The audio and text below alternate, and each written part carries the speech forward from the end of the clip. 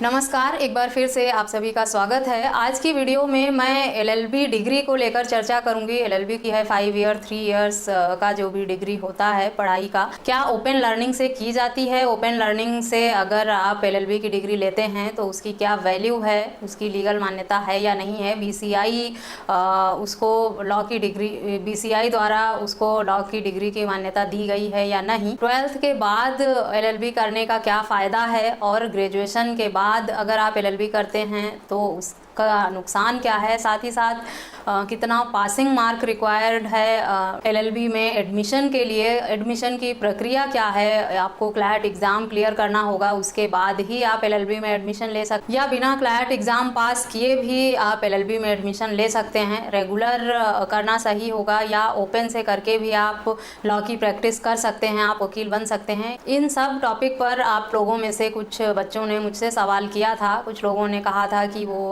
अगर कॉरेस्पॉन्डेंस से 12th तक की पढ़ाई किए हैं या ग्रेजुएशन तक की पढ़ाई उनकी ओपन लर्निंग से हुई है तो क्या वो रेगुलर एडमिशन एलएलबी में ले सकते हैं, उनको रेगुलर एडमिशन मिलेगा या नहीं मिलेगा, और कितना पासिंग मार्क चाहिए होगा एलएलबी में एडमिशन के लिए, किन किन बातों का ध्यान रखना होगा। तो आज की वीडियो में इन्हीं सारे टॉपिक पे मैं चर्चा करूंगी। सबसे पहले तो बता दूं कि LLB distance education open learning से जो भी करवाते हैं, जो भी यूनिवर्सिटी या कॉलेज द्वारा कराया जाता है, वो सब उनकी कोई बीसीआई द्वारा मान्यता नहीं है। बार काउंसिल ऑफ इंडिया ने सिर्फ रेगुलर कॉलेज एवं जिनको बीसीआई ने मान्यता दी है एलएलबी रेगुलर डिग्री देने के लिए, जो बीसीआई द्वारा मान्यता प्राप्त हैं रेगुलर एलएलबी पढ़ाई कराने के लिए, डिग्री देने के लिए, जिन्हें मान्यता प्राप्त है। और अगर आपने 12th तक या ग्रेजुएशन तक की पढ़ाई डिस्टेंस एजुकेशन, डिस्टेंस लर्निंग से की है, ओपन स्कूल से किया है, तब भी आप एलएलबी में एडमिशन ले सकते हैं। क्लैट एग्ज़ाम पास करके भी आप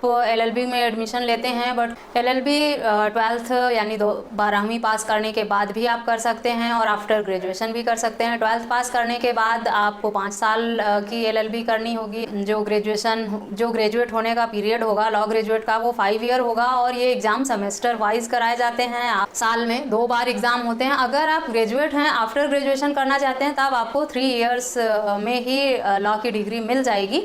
तो ज़्यादातर लोग आफ्टर 12th ही अब प्रेफर करते हैं, क्योंकि अगर वो ग्रेजुएशन करते हैं फिर 3 साल ग्रेजुएशन में लगता है 12th के बाद, उसके बाद फिर 3 साल लॉ की डिग्री में लग जाता है। और एलएलबी की डिग्री जो है वो अंडर ग्रेजुएट डिग्री मानी जाती है। कंप्लीट होने के बाद ही आप लॉ ग्रेजुएट होते हैं। एलएलबी की डिग्री को जो है वो ग्रेजुएशन लेवल की ही मान्यता दी गई है, पोस्ट ग्रेजुएशन में नहीं आता है। पोस्ट ग्रेजुएशन के लिए एलएलएम करना होगा आपको। तो इसलिए आप लोग ये सोचते हैं कि 12th के बाद ही कर लेते हैं 5 इयर्स का, तो 1 साल भी बच जाएगा। 3 साल एलएलबी और 3 साल ग्रेजुएशन करने से बेटर है कि 5 साल की एलएलबी कर लिया जाए। 5 साल की एलएलबी करने से 1 साल भी बचेंगे और साथ ही साथ ग्रेजुएट भी हो जाएंगे और लॉ की डिग्री भी मिल जाएगी।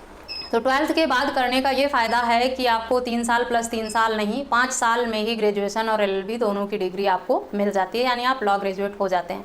एलएलबी रेगुलर ही कराई जाती है। कुछ अगर आपको ऐसे ओपन लर्निंग या डिस्टेंस लर्निंग का झांसा दे रहे हैं तो वो बीसीआई द्वारा मान्यता प्राप्त नहीं है। कहीं भी कर भी लेंगे तो उसकी नहीं रहेगी। किसी रेगुलर कॉलेज में मान्यता प्राप्त यूनिवर्सिटी कॉलेज को देख कर ही, जांच परख कर ही एलएलबी करें। कहीं ऐसा ना हो कि आपका साल और समय दोनों बेकार चला जाए, दोनों ही वेस्ट हो जाएं। तो इस बात का ध्यान रखें कि जिस कॉलेज या जिस यूनिवर्सिटी से आप एलएलबी करना चाह रहे हैं उसको बीसीआई द्वारा एलएलबी लॉ कराने की मान्यता प्राप्त है कि नहीं है।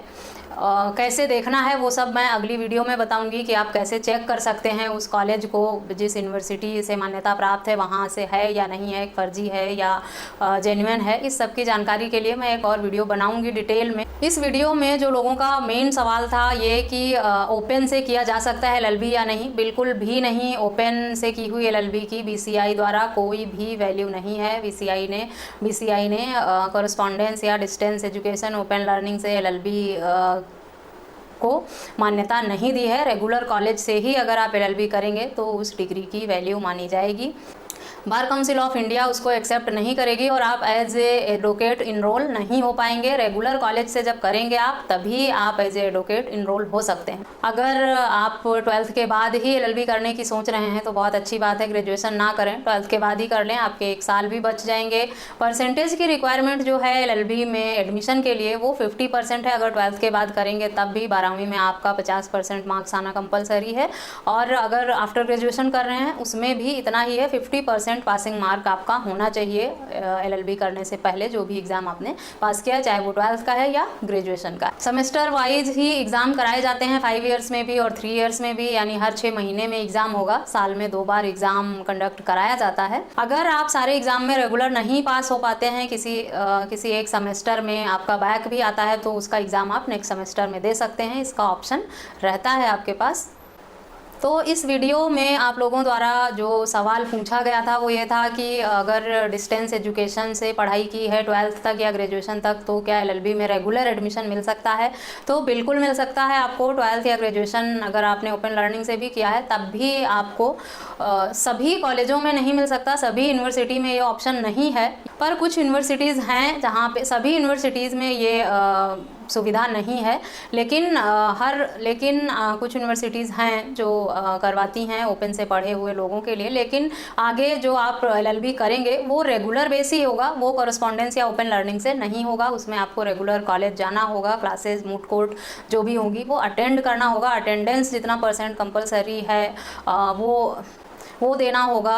वर्किंग लोगों के लिए जो है वो इवनिंग में क्लासेज की सुविधाएं भी दी जाती हैं। अगर आप वर्किंग हैं और लॉ करना चाहते हैं, सबसे बड़ी बात यह है कि अब तक कोई एज लिमिट नहीं लगाई गई है LLB करने के लिए। अगर आप वर्किंग हैं और पढ़ाई करना चाहते हैं, लॉ ग्रेजुएट होना चाहते हैं, तब भी आप LLB की डिग्री ले सकते हैं, क्योंकि कुछ कॉलेजेस में इवनिंग क्लासेज या वीकेंड क्लासेज की सुविधाएँ भी दी जाती हैं, जैसे सैटरडे संडे में 2 दिन ही क्लास होगा, या कुछ कॉलेजेस जो हैं वो इवनिंग क्लासेज करवाते हैं वर्किंग लोगों के लिए, जहाँ पे जो लोग पहले से ही जॉब कर रहे हैं या जो लोग पहले से जॉब कर रहे हैं और वो आगे पढ़ाई करना चाहते हैं तो उनको मौका दिया जाए। इसलिए इवनिंग क्लासेज और वीकेंड क्लासेस के ऑप्शन कुछ कॉलेजेस द्वारा दिए गए हैं। तो अगर आप वर्किंग हैं तब भी अगर लॉ ग्रेजुएट होना चाहते हैं, वकील बनना चाहते हैं, LLB की डिग्री लेना चाहते हैं, तो आपके लिए ये ऑप्शन है। बट सभी कॉलेजेस में, सभी यूनिवर्सिटी में ये ऑप्शन नहीं है। कहाँ पे है ये आपको पता लगाना होगा। तो अगर आप LLB करना चाहते हैं तो आप अपने आसपास के जो भी कॉलेज हों वहाँ पे पता करें कि वो